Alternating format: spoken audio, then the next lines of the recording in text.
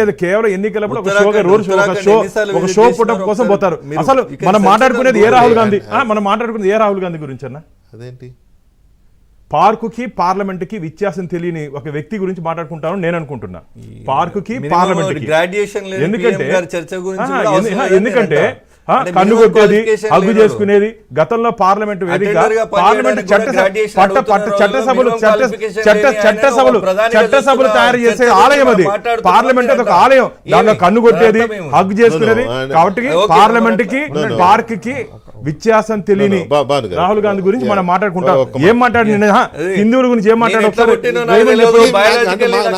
హిందువులకి క్షమాపణ చెప్పాలని భారతీయ జనతా పార్టీ డిమాండ్ చేస్తోంది. హిందువులకి క్షమాపణ చెప్పాలని మేము డిమాండ్ చేస్తున్నాం. మీరు అన్నారు 3 సార్లు మోడీ గారు లేసారని. హిందువుల గురించి అవహేళనగా మాట్లాడారు కాబట్టి నరేంద్ర మోడీ గారు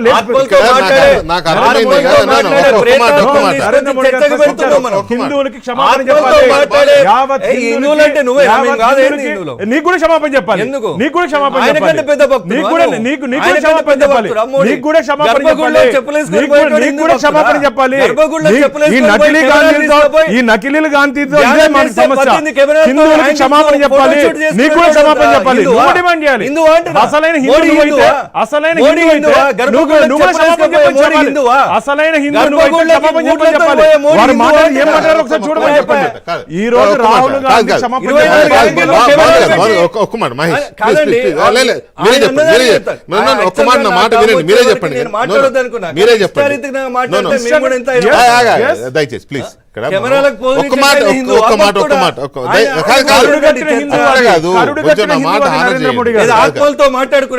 కరుడు కట్టిన హిందూ